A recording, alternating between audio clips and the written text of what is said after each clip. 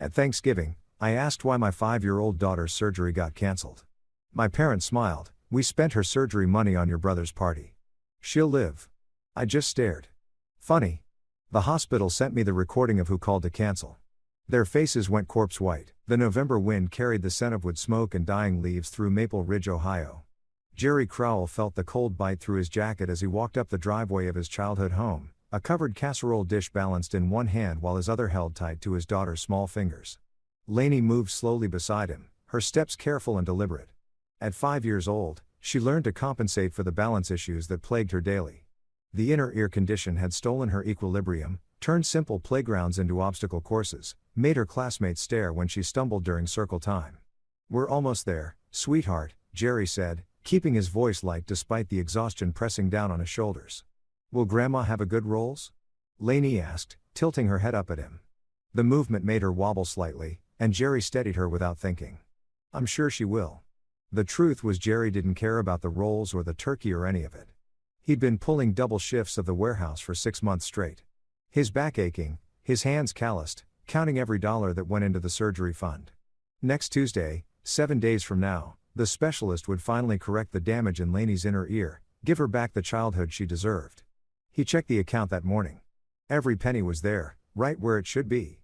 Jerry pushed open the front door and warmth rushed out to meet them along with the familiar chaos of Thanksgiving.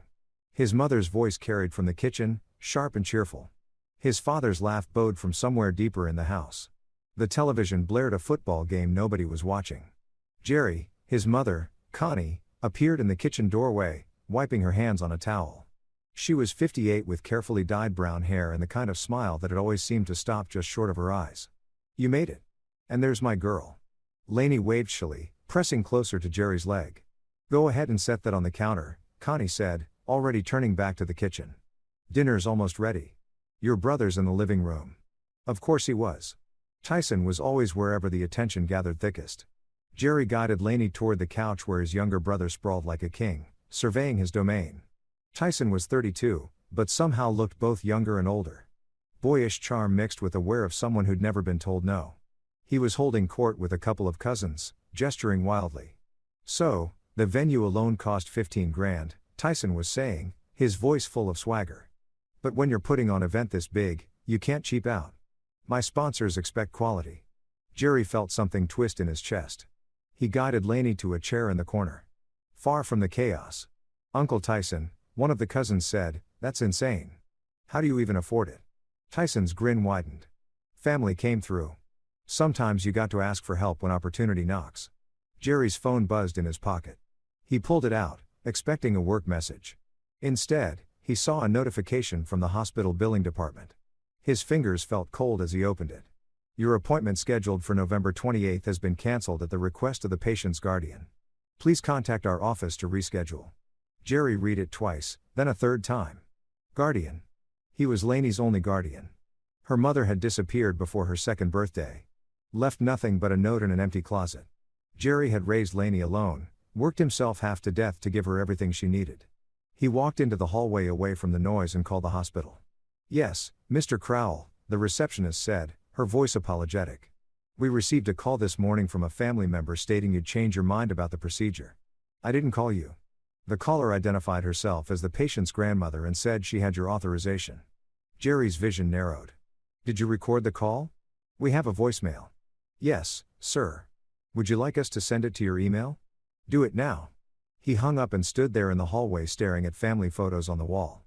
Him and Tyson, his kids, his parents looking young and proud. Images of a family that maybe never existed the way he'd wanted to believe. His phone chimed. He opened a voicemail file and pressed play. His mother's voice filled his ear, smooth and confident. "Yes. Hello. This is Connie Crook calling about my granddaughter Lainey's surgery scheduled for next Tuesday. We need to cancel the procedure. The child's father approved this cancellation. He's had a change of heart about the timing. We can reschedule later. Thank you." Jerry played it again, then once more. Each time, the knife twisted deeper. Jerry, his father, Rye, stood at the end of the hallway. 61, still built like the linebacker he'd been in high school, with silver hair and a voice used to being obeyed. "Food's getting cold." Jerry slipped his phone into his pocket and followed his father to the dining room. The table had been set with Connie's good china, The kind that only came out for holidays. Turkey, stuffing, green bean casserole, cranberry sauce, all of it arranged like a magazine spread. His parents sat at the heads of the table. Tyson lounged to the right, already reaching for the rolls. Jerry took a seat with Lainey beside him, her feet dangling well above the floor. They passed dishes, made small talk. His father complained about property taxes. His mother fussed over whether the turkey was too dry. Tyson described his upcoming event in excruciating detail, some kind of networking celebration he was hosting for his business contacts. Jerry cut Lainey's turkey into small pieces and watched his family pretend everything was normal. "So, Jerry," Ray said, reaching for more mashed potatoes. "How's the warehouse treating you?" "Fine. Still pulling those extra shifts when I need to." Connie set down her fork with a delicate clink. "You were too hard, honey. You should take some time for yourself." Jerry met her eyes across the table. She held his gaze for exactly 2 seconds before looking away. He waited until everyone had moved on to dessert. Apple pie, pumpkin pie, whipped cream pile high. Tyson was telling another story, something about networking with potential investors. The cousins laughed on cue. Jerry set down his fork. "Did any of you call the hospital?" His voice cut through the chatter like a blade. The table went quiet. Ray looked up from his pie. "What?" "Lainey's surgery. Did any of you call the hospital about it?" Connie's face did something complicated. A flicker of surprise, then calculation, then resignation. She glanced at Rai. Some kind of silent communication passed between them that Jerry had seen 1,000 times growing up. The kind of look that meant they'd already discussed this, already decided how to handle it. Rai cleared his throat. "We meant to talk to you about that. Talk to me about canceling my daughter's surgery." "Now hold on," Rai said, his voice taking on that familiar authoritative tone. "Nobody canceled anything permanently. We just pushed it back." "What?" Connie sighed, setting down her napkin with exaggerated care. "Jerry, we know you've been saving and we know how important this is. But Tyson had an opportunity that couldn't wait. A real chance to grow his business. Sometimes family has to help family." The words hung in the air like smoke. "You used her surgery money." Jerry said it wasn't a question. "It's not like she's dying." Ray said, his patience clearly thinning. "The doctor said the condition isn't life-threatening. It can wait a few more months." But Tyson's event that was time-sensitive. He couldn't let his sponsors down. Jerry turned slowly to look at his brother. Tyson had stopped eating. He wore an expression Jerry had seen countless times before. That mixture of defiance and entitlement, like the world owed him something just for existing. "You took money from a 5-year-old's medical fund," Jerry said quietly. "Dad and Mom, help me out," Tyson replied, lifting his chin. "It's an investment in my future. When my business takes off, I'll pay everyone back." "You stole from your niece." "That's not fair," Connie interjected. "We borrowed from the family fund. Your father and I contributed to that account, too. Remember? We put in $2,000 last year for Lainey's birthday." Jerry felt something cold settle in his chest, a clarity he'd never experienced before. He pulled out his phone, sat on the table, and tapped the voicemail file. His mother's voice filled the dining room. "Yes. Hello. This is Connie Crowell calling about my granddaughter Lainey's surgery scheduled for next Tuesday. We need to cancel the procedure. The child's father approved this cancellation. He's had a change of heart about the timing. We can reschedule later. Thank you." The silence that followed was absolute. Connie's face had gone pale. Ray's jaw tightened, a muscle jumping beneath the skin. Tyson's smirk had vanished. Jerry let the silence stretch. "You lied," he said. Finally, his voice steady. "You called the hospital, impersonated me, and canceled my daughter's surgery. Then you took the money I'd been saving and gave it to him." He pointed at Tyson without looking away from his parents. "Jerry," Connie started. "How much?" "It's not. How much did you give him?" Raised hands curled into fists on the table. "Watch your tone." $12,000. Jerry said. "That's how much was in that account. Money I earned. Money I saved from my daughter's medical procedure. And you stole it." "We didn't steal anything," Rai said, his voice rising. "Like your mother said, we contributed to that fund. We have a right. You contributed $2,000 once and I put in $10,000 over 6 months of overtime, night shifts, weekend work." Jerry stood up, lifting Lainey from her chair. She clung to him, confused and frightened by the tension. "You don't have any rights to her money. You don't have any rights to her medical decisions. And you sure as hell don't have the right to lie and say, I approved any of this." "Sit down," Rai commanded. "We're not finished talking." "Yes, we are." Jerry walked toward the door, Lainey in his arms. "You're overreacting." Connie called after him, her voice cracking. "Jerry, please. We can work this out. Tyson will pay you back. Just give us some time." Jerry stopped at the threshold and looked back. His father sat rigid with anger. His mother had tears in her eyes, the performative kind she'd always been able to summon on demand.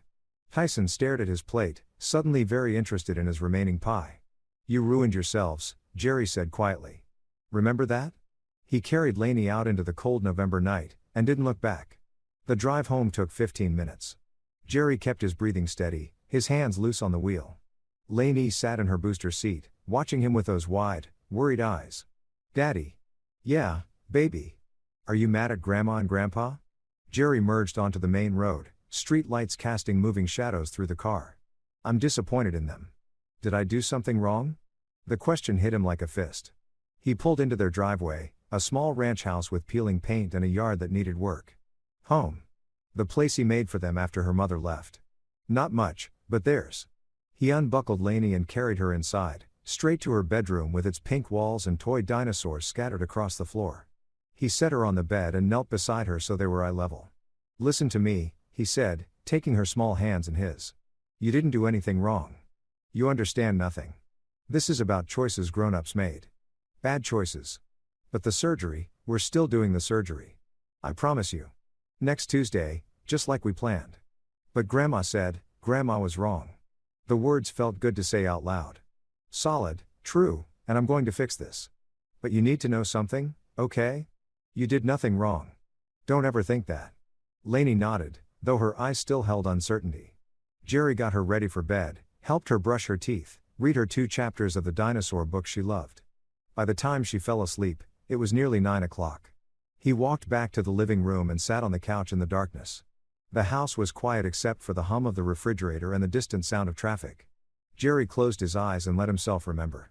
He'd been 7 when he first understood how his family worked. Tyson had been 4, still young enough to be adorable, to get away with anything. Jerry had saved his allowance for months to buy a remote control car, $35, a fortune to a second grader. He'd kept it on the top shelf of his closet, treasured it, only took it out for special occasions. One afternoon, he'd come home from school to find Tyson playing with it in the backyard. The car was cracked, one missing, the remote covered in mud. "Tyson broke my car," Jerry had told his parents. Rye had barely looked up from the television. "He's just a kid. Share your things." "But he broke it." "Then you should have taken better care of it," Connie had said. "Maybe next time. Don't leave expensive toys where your little brother can find them." That had been the pattern year after year. Tyson getting caught cheating on a test. "Jerry, you should have helped him study." Tyson wrecking Ray's truck. Jerry should have offered to drive him to the party. Tyson losing job after job. Jerry should have helped him network better. Jerry had learned to be invisible, to work hard, to expect nothing. When Lainey was born, he'd hoped things would change. His parents had seemed excited about being grandparents. They bought gifts, visited the hospital, smiled for photos, but within months, the old patterns emerged. They'd show up unannounced when it was convenient for them. Forget Lainey's birthday, but remember to ask Jerry for money.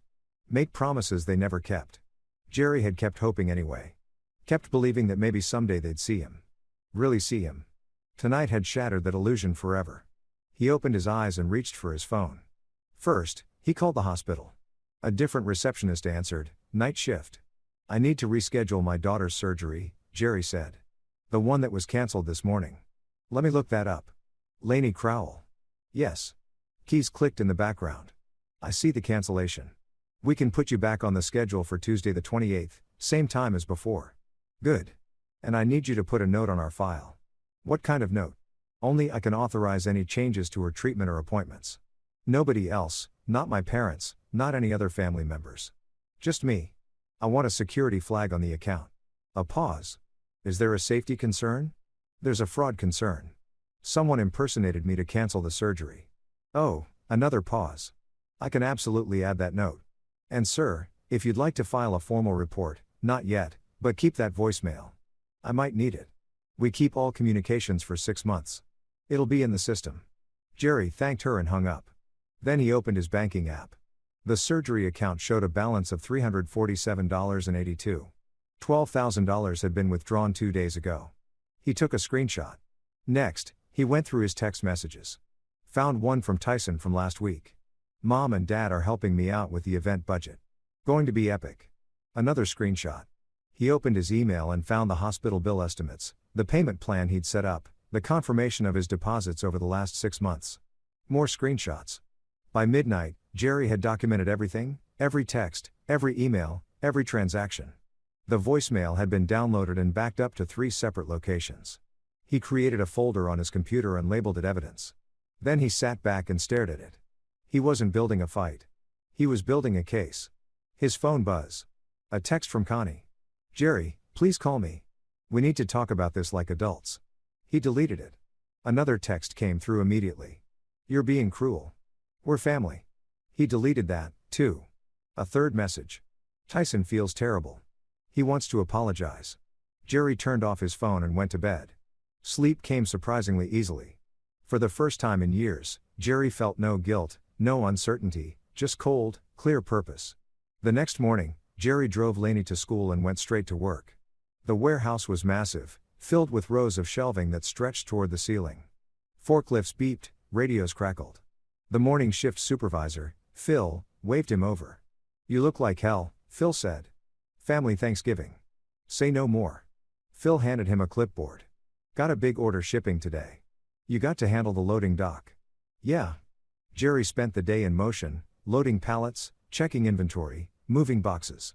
The physical labor felt good. Simple. Nobody at the warehouse cared about drama or family politics. You did your job or you didn't. Everything else was noise. During his lunch break, he sat in his car and turned his phone back on. 23 missed calls, 17 text messages. His mother, please, Jerry, let's meet and talk. His father, you need to calm down and stop being dramatic. Tyson, bro, seriously, you're going to ruin my whole event over this. Jerry deleted them all except one. His father's message from that morning. We need to clear the air. Meet us at the community center tomorrow at 2. Don't make this harder than it needs to be. Jerry stared at the message for a long time. Then he replied, I'll be there. The Maple Ridge Community Center sat at the edge of town, a squat brick building used for everything from bingo nights to local government meetings. Jerry arrived at 155 and parked near the entrance. The November afternoon was gray and cold. Dead leaves skittered across the parking lot, caught in swirling eddies of wind. Jerry walked inside. The lobby smelled like old coffee and industrial cleaner. A teenager working the front desk barely looked up from her phone. Conference room B, she said, pointing down a hallway. Jerry's footsteps echoed on the linoleum.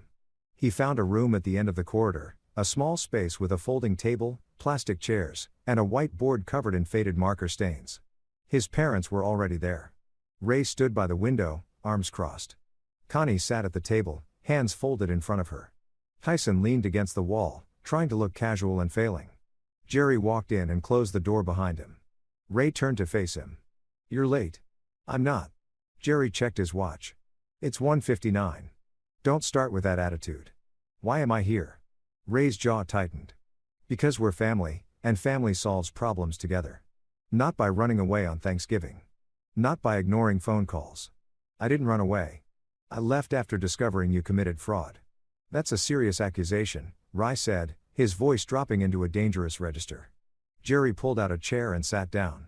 He set his phone on the table, screen up, and looked at his father steadily. It's not an accusation. It's a fact. Connie leaned forward, her expression pained. Jerry, honey, you have to understand. We were trying to help Tyson. You know how hard he's worked to build his network to create opportunities for himself when he came to us with this event. How much did he ask for? That's not how much. She glanced at Ray, then back at Jerry. 15,000. And you had 3,000 in savings, Jerry said. So you took 12 from Lainey's surgery fund. We borrowed it. Ray corrected with full intention to pay it back. No. Jerry's voice remained level. You stole it. And you lied to the hospital to cover it up. You impersonated me. That's identity fraud. Tyson pushed off the wall. Jesus Christ. Jerry, you're really going to sit here and act like we committed some kind of crime? We're family. Families borrow money from each other all the time. Jerry looked at his brother. Really looked at him. 32 years old and still dressed like a college student trying too hard. Expensive sneakers he couldn't afford. Designer sunglasses hooked on his collar. A watch that probably cost more than Jerry made in a month. You didn't borrow anything. Jerry said, "You never asked me. You never got my permission. You conspired with our parents to steal money from a medical fundment for a child's surgery." "My child, your niece, it's not that serious," Tyson said, "the surgery can wait." "No, it can't." The doctor said, "Do you know what it's like?" Jerry cut him off, his voice still calm, but harder now. "Watching your daughter fall down on the playground because her balance is broken. Seeing her sit out during games because she's scared of getting hurt. Having her ask why she's different from the other kids." Tyson shifted uncomfortably. "Look, I get it. You don't get anything. You've never had to sacrifice for anyone but yourself your entire life." "That's not fair," Connie said quickly. "Tyson has worked very hard." "At what?" Jerry asked, turning to his mother. "What exactly has he worked hard at?" "He's had 6 jobs in 3 years. He started 4 different businesses that went nowhere. And every single time you bail him out." Rai slammed his hand on the table, making the surface rattle. "That's enough. You don't talk about your brother that way." "Why not?" "Because it's true. Because he's family." Jerry stood up slowly. "You keep saying that word family like it means something. Like it gives you permission to do whatever you want." He picked up his phone and opened the voicemail file. "Listen to this again," he said, and played the recording. Connie's voice filled the room, smooth and confident, as she lied to the hospital, lied about Jerry's authorization, lied to steal his daughter's chance at normal childhood. When finished, Jerry set the phone back down. "That's you," he said to his mother. "You called the hospital. You pretended to be authorized. You canceled a medical procedure for a minor child. Do you understand what that is?" Connie's hands trembled slightly. "I was trying to help. You were committing medical fraud." "Don't you dare threaten your mother," Rai said, moving toward Jerry. Jerry didn't flinch. "I'm not threatening anyone. I'm explaining what you did." "We're not giving the money back," Rai said flatly. "Tyson's event is in 3 days. The money's already spent. Deposits are non-refundable." "Then you have a problem." "No, you have a problem." Ray shot back. "You think you can come in here and throw around legal terms like they mean something? We're your parents. We raised you, fed you, gave you a home." Jerry felt something cold and final settle in his chest. "You gave Tyson a home," he said quietly. "I just live there." The words hung in the air. Connie's face crumpled. "That's not true. We love you both." "No, you don't." Jerry picked up his phone. "You love Tyson. You protect Tyson. You sacrifice everything for Tyson. I was just the reliable one. The one who didn't need help. The one you could forget about because I'd be fine on my own. This is ridiculous." Tyson muttered. Jerry turned to him. "Did you even ask where the money came from? Did you care?" "Dad said it was from their savings." "You knew. You've always known. You just didn't care because you never have to face consequences." "That's not name one time." Jerry said, "One time you faced real consequences for your actions without Mom and Dad bailing you out." Tyson opened his mouth, closed it, opened it again. Nothing came out. Jerry looked at his parents. "Here's how this works. You return every dollar to the surgery fund by Monday morning. All 12,000. I don't care how you get it. Loans, credit cards, sell something. I don't care, but you get it back." "Or what?" Rai asked, his voice dripping with challenge. Jerry met his father's eyes. "Or I filed charges. Identity fraud, medical interference. Theft, elder abuse statutes don't apply here, but child protection laws do. And I have everything documented, the voicemail, the bank transfers, text messages from Tyson bragging about his budget. A statement from the hospital confirming who called." "You wouldn't ruin your own parents," Connie whispered. "You ruined yourselves." Jerry walked toward the door. "Monday morning, every dollar or I go to the police." "Jerry, wait." He stopped with his hand on the doorknob. "You stole from a 5-year-old. You canceled her surgery. You lied and committed fraud. And you did it all so Tyson could throw a party." He pulled open the door. "Monday morning," he repeated. Then he left while his mother sobbed and his father shouted and his brother stood there finally silent. Jerry walked out of the community center into the gray afternoon and didn't look back. His hands weren't shaking. His heart wasn't racing. He felt nothing but clarity. Monday came and went with no money returned. Jerry checked the surgery account repeatedly throughout the day. The balance remained at $34,782. Tuesday morning, he called his father. "Give it time," Ray said, his voice tight. "These things take. You had 4 days. I gave you a deadline. You can't just." Jerry hung up. He drove to the Maple Ridge Police Department during his lunch break. The building was small, tucked behind a municipal parking lot. Inside, The waiting area had scuffed floors and motivational posters about community safety. Can I help you? The officer at the front desk looked young, maybe 25, with a name tag that read Jefferson. I need to file a complaint, Jerry said. What kind of complaint? Identity fraud. Medical interference. Theft officer. Jefferson straightened. Who's the complainant? Me and my daughter. She's 5. The officer's expression shifted. Let me get a detective. Jerry waited in a small interview room. Gray walls, metal table, 2 chairs, a camera in the corner with a red light glowing. The detective who entered was a woman in her 40s with short hair and tired eyes. Her badge read, Detective Morrison. Mr. Crowell. She sat down across from him. Officer Jefferson said, You're reporting fraud. Jerry set his phone on the table. My parents and brother stole $12,000 from my daughter's medical fund. My mother called the hospital, impersonated me, and canceled a scheduled surgery to cover up the theft. Detective Morrison pulled out a notepad. Walk me through it. Jerry did. Start to finish. Thanksgiving dinner, the voicemail, the confrontation, everything. When he finished, Morrison was quiet for a long moment. Do you have documentation? Jerry opened his phone and showed her the voicemail, the bank statements, the text messages, the hospital's confirmation email. Morrison listened to the voicemail 3 times. This is your mother's voice. Yes. And she identified herself as having your authorization. Yes. Morrison made several notes. And the surgery, what's your daughter's condition? Inner ear damage affecting her balance and development. The surgery was scheduled for tomorrow. Was I rescheduled it, but they took the money I'd saved? Morrison nodded slowly. Mr. Crowell, I want to be straight with you. These kinds of cases, family disputes over money, they're complicated, sometimes hard to prosecute. Jerry felt something sharp move through his chest.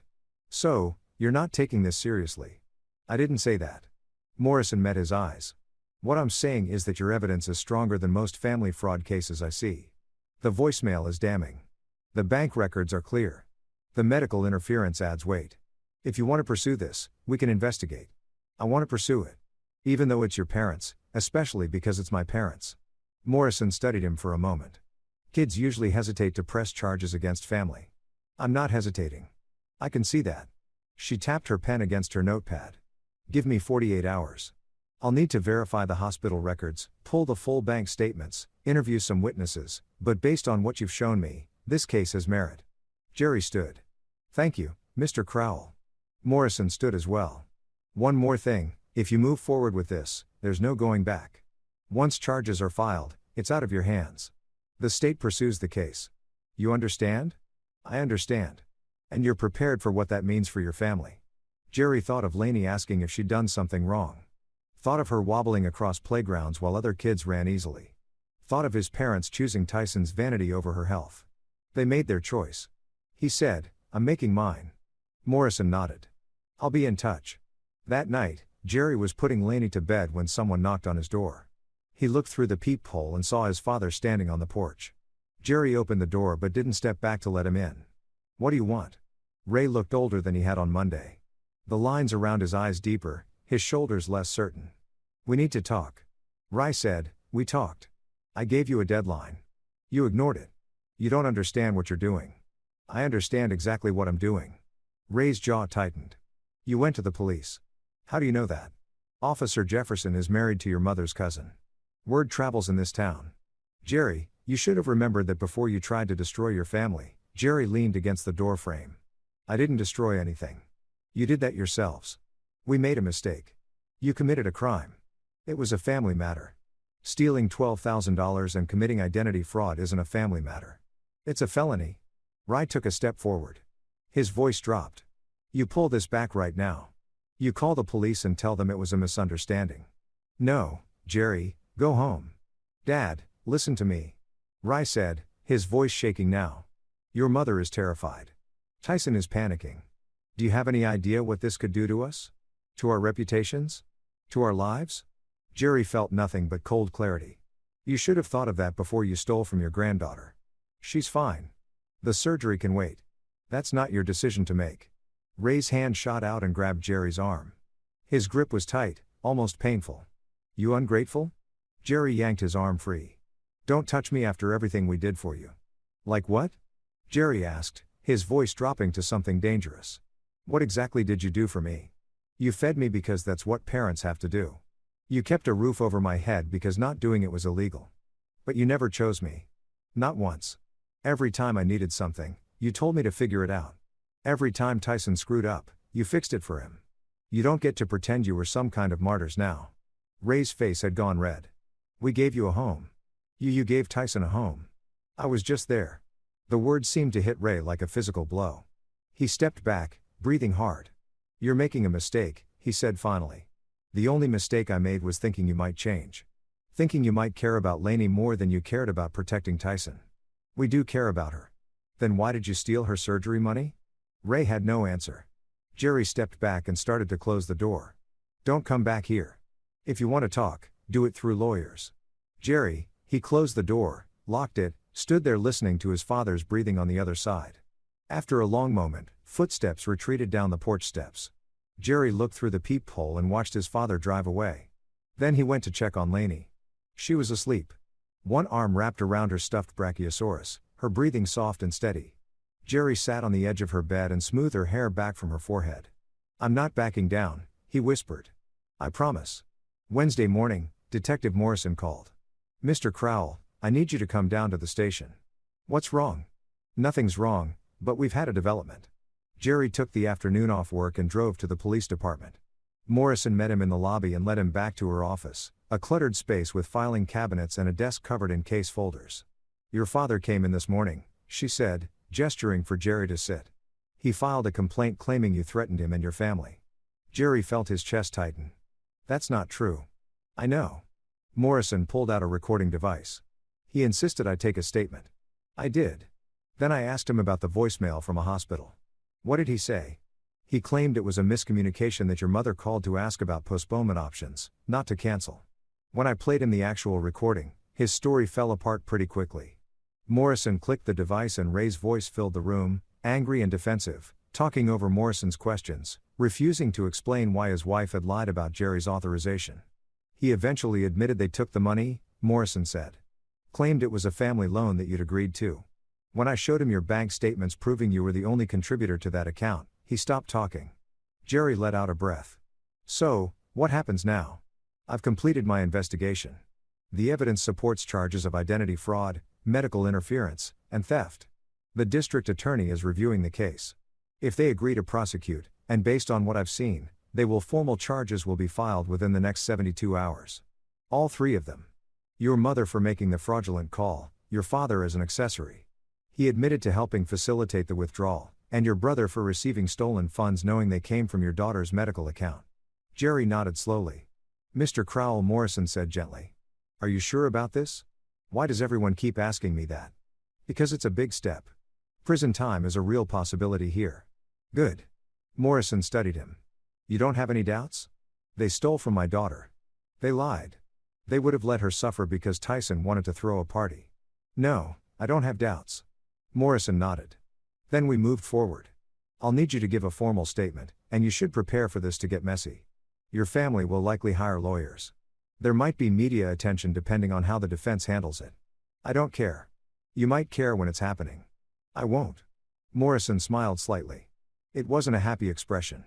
I've been doing this job for 20 years. I've seen a lot of families destroy themselves over money, over property, over stupid grudges, but I've rarely seen someone as certain as you are right now. They hurt my daughter. That's not complicated. No. Morrison agreed. I suppose it isn't. The charges were filed on Friday. Jerry got the call from Morrison at 4 in the afternoon. It's official. Your mother is charged with identity fraud and interference with medical treatment. Your father with accessory to fraud and theft. Your brother with receiving stolen property and financial misconduct. What's the timeline? Arraignment is Monday. They'll be formally notified this evening. I wanted you to hear it from me first. Jerry thanked her and hung up. He sat in his car in the warehouse parking lot, watching the sun sink behind the industrial buildings. Workers streamed out, heading home to their families, their normal lives. Jerry's phone started ringing. First his mother, then his father, then Tyson, then his mother again. He didn't answer. Instead, he drove home, picked up Lainey from after-school care, and took her out for pizza. They sat in a booth at the back of the restaurant, and Lainey told him about her day, about the art project she'd made, about the book her teacher had read, about the game she'd played at recess, even though running was hard. Dad, she said, dragging a piece of pepperoni through marinara sauce. Why haven't we seen Grandma and Grandpa? Jerry had been dreading this question. We're taking a break from them for a while. Are you still mad? I'm not mad, baby. I'm just making sure we're safe. Lainey nodded, accepting this with the easy trust of childhood. Okay. That night, after Lainey was asleep, Jerry sat on his porch despite the cold. The street was quiet. Lights glowed in neighbors' windows. Someone's television flickered blue through curtains. His phone buzzed. A text from a number he didn't recognize. This is Connie's lawyer. We need to discuss your willingness to drop charges. Jerry deleted it. Another text came through. Your actions are destroying your family. Think about what you're doing. He deleted that, too. A third message. We can make this go away if you're reasonable.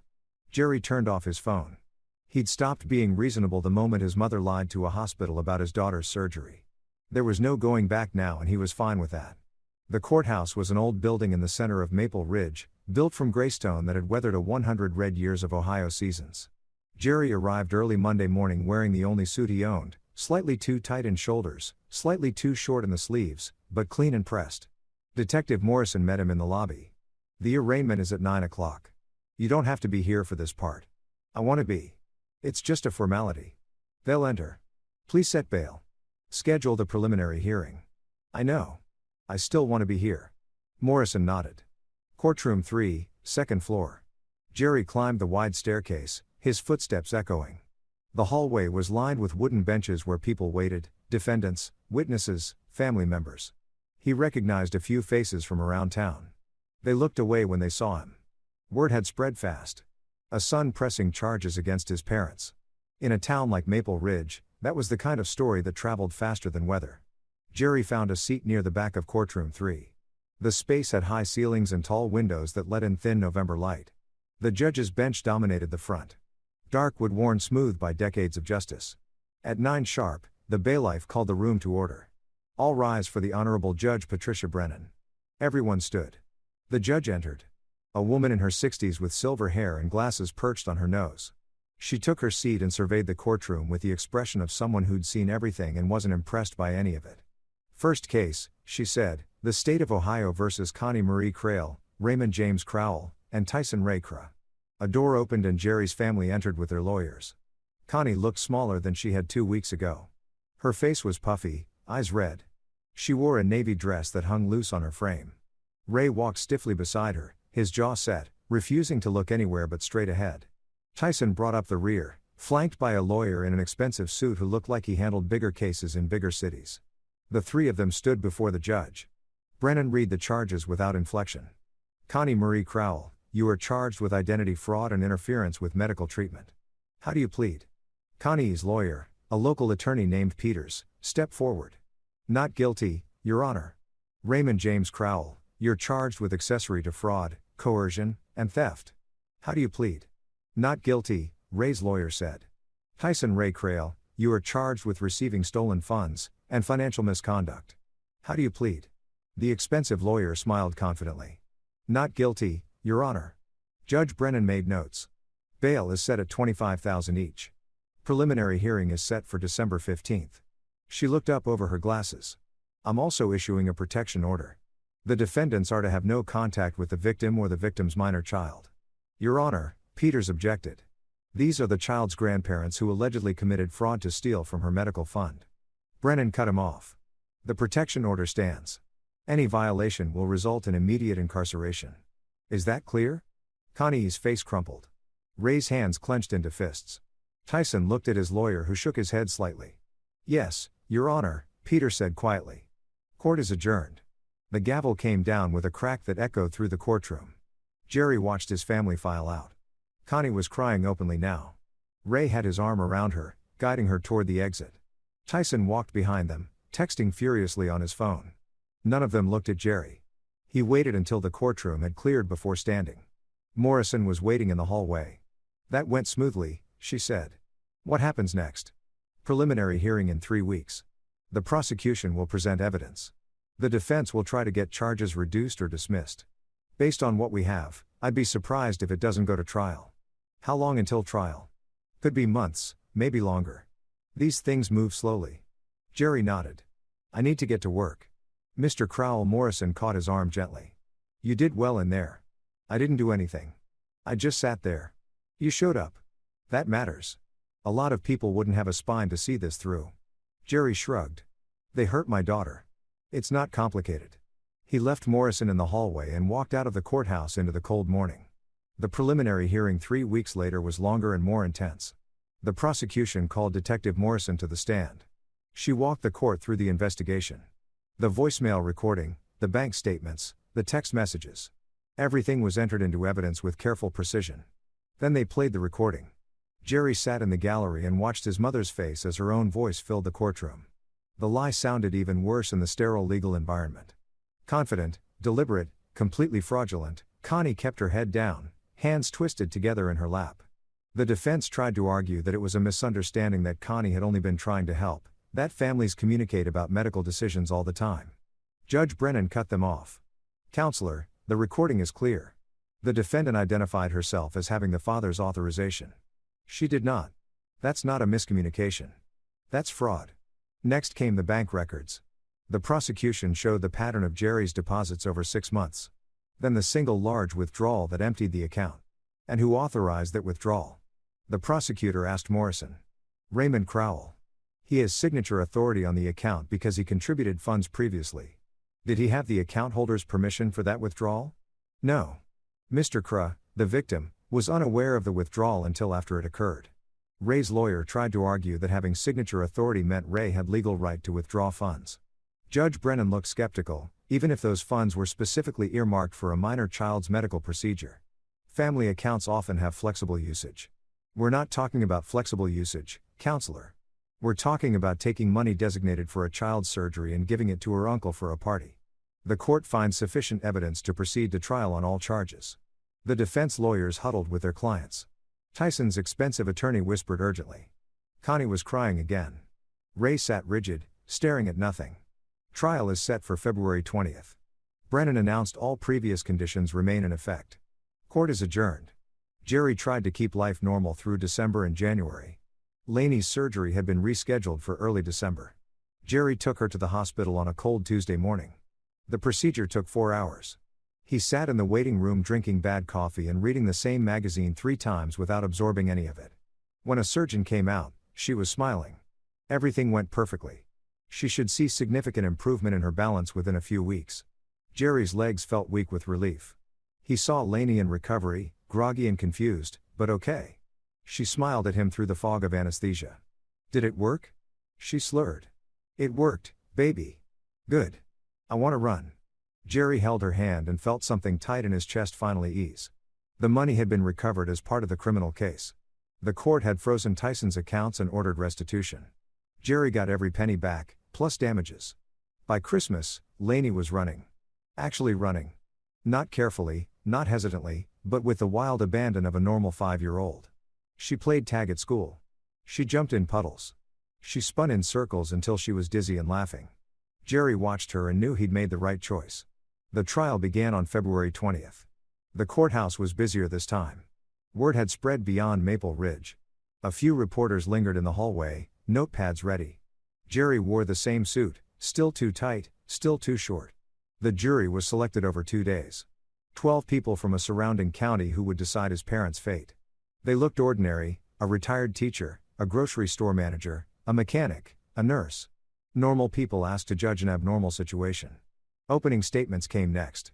The prosecutor was a woman named Catherine Reed, mid-4s, with a calm authority that filled the courtroom. This case is about betrayal, she told the jury. The betrayal of a parent's trust, a child's welfare, and the basic decency we expect from family. The defendants didn't just steal money. They stole a little girl's chance at a normal childhood. They lied to medical professionals.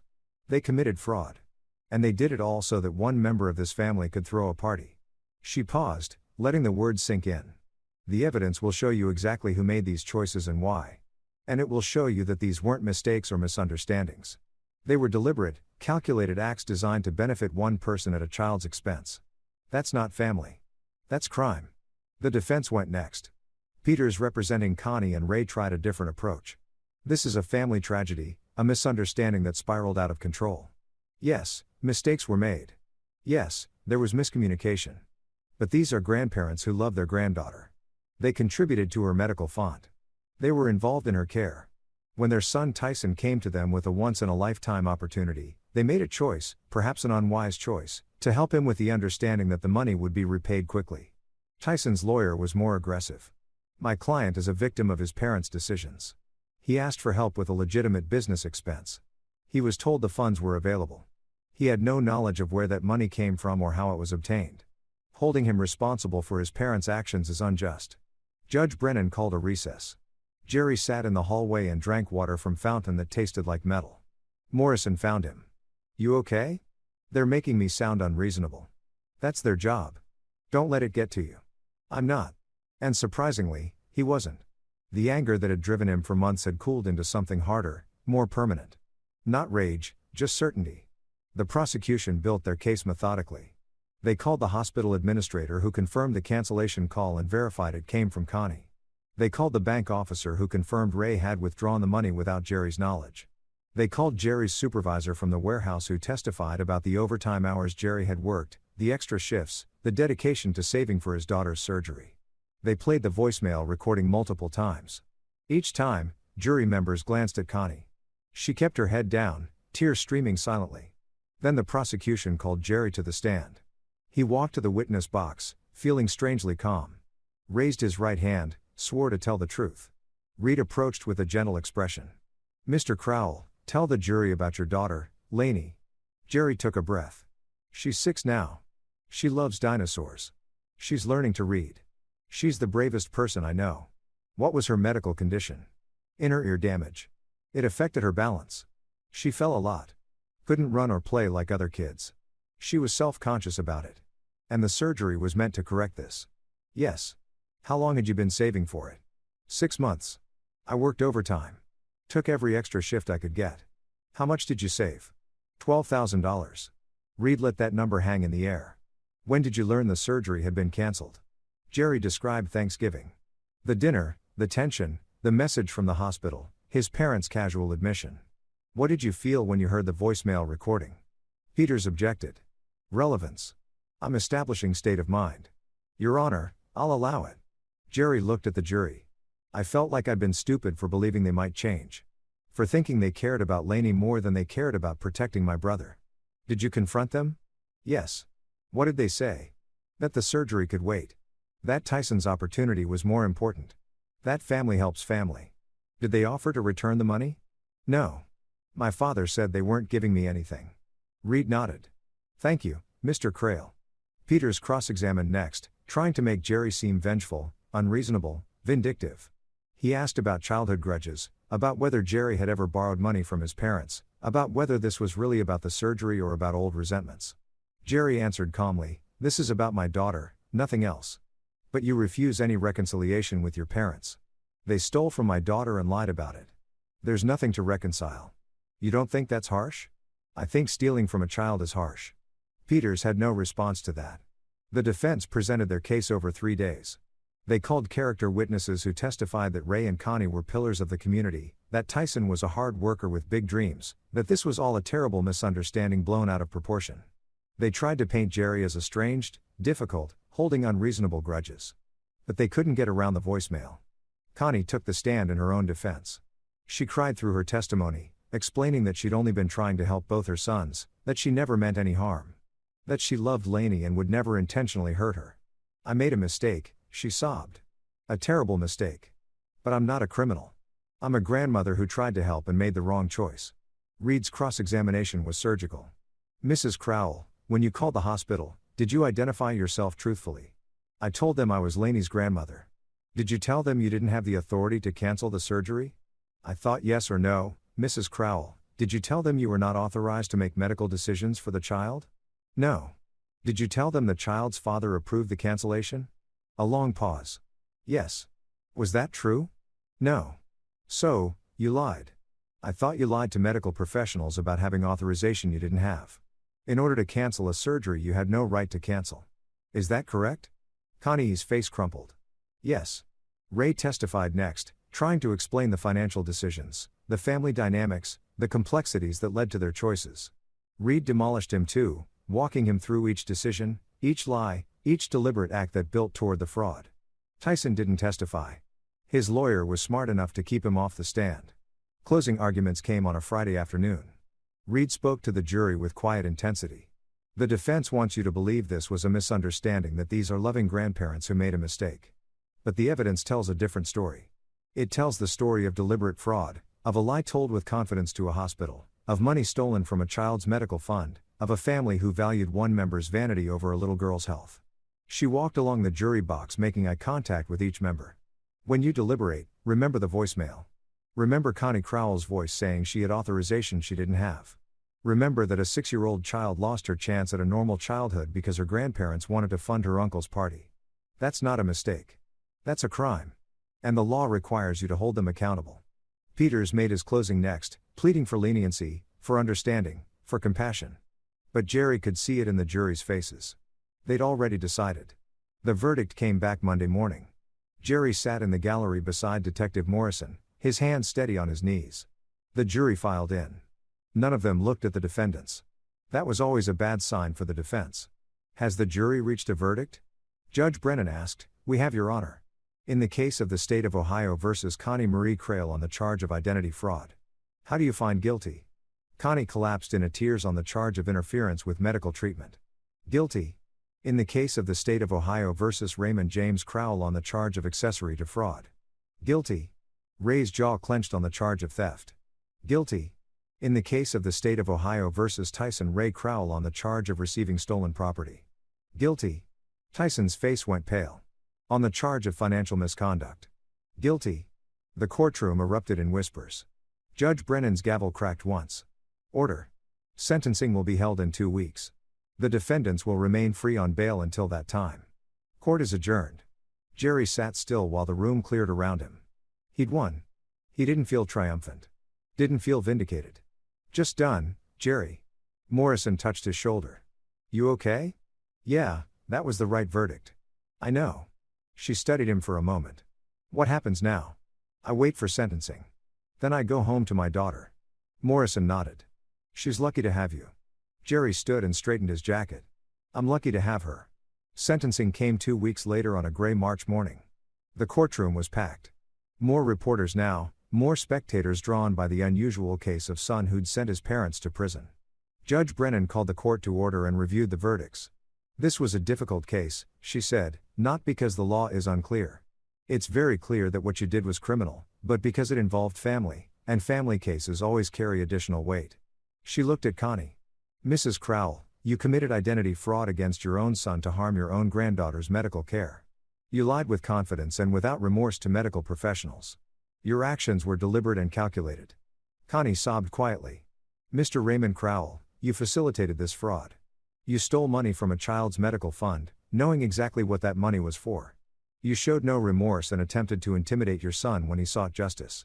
Ray stared straight ahead. His jaw locked. Mr. Tyson Crowell, while you may not have been the architect of this fraud, you were a willing beneficiary. You accepted stolen money knowing or having strong reason to believe it came from inappropriate sources. You showed no concern for your niece's welfare. Tyson's expensive lawyer had tried everything to get him a suspended sentence. It hadn't worked. Judge Brennan announced the sentences. Connie Marie Crale, you're sentenced to 18 months in state prison, followed by 2 years supervised probation. You're also ordered to pay restitution and court costs. Connie collapsed fully now. Her lawyer holding her up. Raymond James Crowell, you're sentenced to 14 months in state prison, followed by 2 years supervised probation with restitution and court costs. Ray's face had gone red, his hands shaking with suppressed rage. Tyson Ray Crowell, you're sentenced to 10 months in county jail followed by 3 years supervised probation with restitution and court costs. Tyson made a sound like he'd been punched. This court believes that family obligations run both ways. Brennan continued, parents have obligations to their children and grandchildren. When you violate those obligations through criminal conduct, you face consequences. Report to begin your sentences within 30 days. Court is adjourned. The gavel fell one final time. Jerry watched as his parents were led out by their lawyers. Connie could barely walk. Ray moved stiffly, his face a mask of fury. Tyson shouted something Jerry couldn't make out. None of them looked at him. Jerry stood and walked out of the courtroom into the March morning. It was over. 2 weeks later, Jerry and Lainey stood in front of a small house on the other side of Maple Ridge. It was nothing fancy. 2 bedrooms, a fence yard, a garage that needed work, but it was theirs. Jerry had saved the restitution money, added it to his own savings, and made a down payment. A fresh start. Lainey ran across the empty living room, her footsteps echoing on hardwood floors. She moved with perfect balance now. No hesitation, no wobbling. Just a normal 6-year-old exploring her new home. "Can I pick my room?" she called. "Go ahead." Jerry walked through the space, imagining furniture, pictures on the walls. Life filling these empty rooms. Outside the window, he could see a park 2 blocks away. Swings and slides, and open grass where Lainey could run. She deserved this. Deserved normal. Deserved a childhood without being caught in his family's dysfunction. His phone buzz. A text from Morrison. "Saw you closed on the house. Congratulations." Jerry smiled and typed back. "Thank for everything. You did the hard part. I just documented it." He pocketed his phone and looked around his new home. The last 3 months had been brutal. The investigation, the trial, the endless scrutiny from neighbors and strangers. Some people thought he was brave. Others thought he was cruel. Most didn't understand why anyone would send their own parents to prison. Jerry didn't care what they thought. He protected his daughter. Made sure she got the surgery she needed. Made sure the people who hurt her face consequences. That was enough. "Daddy." Lainey called from upstairs. "Come see." Jerry climbed the stairs and found her in the smaller bedroom standing at the window. It looked out over the backyard. Overgrown grass, a few trees, privacy fence around the perimeter. "I can see the whole yard from here," she said. "Can we get a swing set?" "Maybe. We'll see." She turned to him, her face bright with possibility. "This is a good house." "Yeah, it is. Are Grandma and Grandpa going to visit?" Jerry had been dreading this question for weeks. He knelt beside her. "Eye level. No, sweetheart. They're not going to visit for a long time. Because of what they did. Because of what they did." Lainey thought about this, her 6-year-old brain processing adult consequences. "Did they say sorry?" "No, that's not nice." "You're right. It's not." She wrapped her arms around his neck, a tight hug that made Jerry's chest ache. "It's okay, Daddy. We have each other." Jerry closed his eyes and held his daughter. "Yeah, baby. We do." That night, after Lainey was asleep in her new room, Jerry sat on the back porch despite the chill. The yard was dark, just shadows of trees and fence posts. The neighborhood was quiet except for distant traffic. His phone sat beside him, silent now. His parents had 30 days to report to prison. Rye had already begun serving his sentence. Connie was scheduled to report next week. Tyson had filed an appeal that would probably go nowhere. Jerry felt no satisfaction, no vindication, no triumph, just peace. For the first time in his life, he'd set a boundary and enforced it. Refused to accept mistreatment as normal, protected someone who couldn't protect herself. His parents had made their choices. He made his, and he'd never apologize for it. Jerry looked up at the stars, barely visible through the light pollution, and thought about Lainey sleeping upstairs, about her running across playgrounds now without fear. About the life they were building, different from what he'd imagined as a kid, different from the family he'd wanted. But theirs, a father and daughter moving forward without the people who'd try to break them. He stood and walked back inside, locking the door behind him. Tomorrow he'd unpack boxes, hang pictures, make this house a home. Tonight he'd sleep in a place where no one could lie to him, steal from him, or pretend that family meant accepting abuse. Jerry checked on Lainey one more time. She was curled up with her dinosaur, breathing softly, safe. He walked to his own room and closed the door. For the first time in 6 months, Jerry Crowell slept without anger, without tension, without fear.